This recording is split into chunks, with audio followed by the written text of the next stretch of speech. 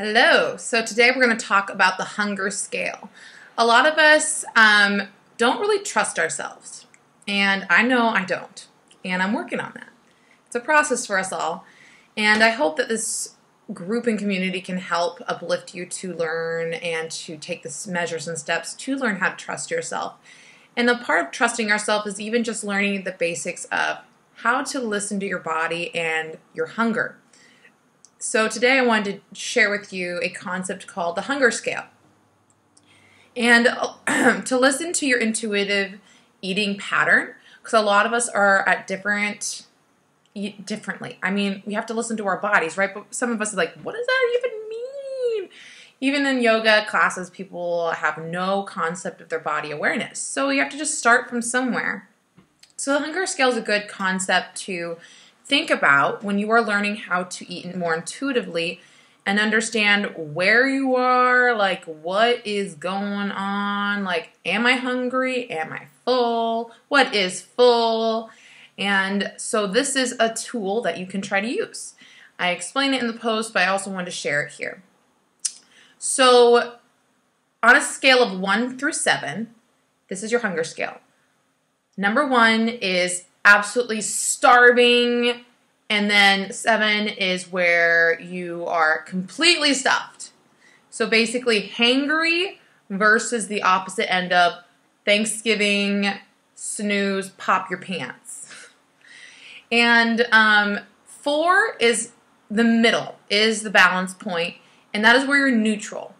And where you're not hungry, you're probably just your normal baseline, you feel satisfied, you feel fine, not hungry, you could eat more. And 4 is the balance point, but it's also where there's room for a lot of where we have to become aware of where our little mindless eating happens, the boredom eating. I do that. So within this scale, you call out for yourself, your physical self, like think of the physical qualities that you experience on each parts of the spectrum. Number 1, starvation mode. 4, neutral. 7, stuffed. And physically describe what you feel in your body, energy-wise. Does your stomach feel distended? Do you feel grumbles? Do you feel satiated? Do you feel heavy? Do you feel bloated? Take note of the actual physical symptoms, not what's going on in your brain like, oh, I feel embodied with energy. No, it's like, no, I have energy to clean the house, or I feel shaky in my fingertips when I'm hangry.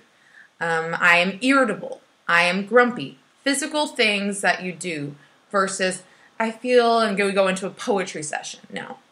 Think of the physical qualities, name it for those parts, the 1, 3, 1, 4, and 7.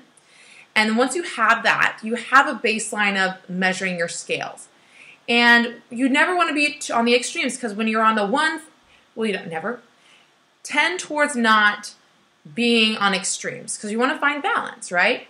And because when we go into ultra starvation 1 mode, we're going, must fuel, and we go straight to the 7 and we pop our pants and feel gross, usually. So what we want to aim for is being hungry around a 3, filling up to around a 5. So that you feel satisfied, but you're not going to hangry mode. So around 2 to 3 to around 5 and 6. 4 to 6, so around 5. That's what we're aiming to find balance, and it's not going to happen on the first go, and it takes a lot of practice, and I am not a master. But I want to share this tool for you to try out.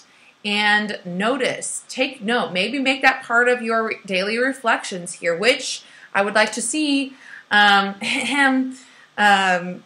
So take note of your reflections and where you are in the spectrum of your hunger. Are you going to your starvation mode and always flopping over to the stuff mode?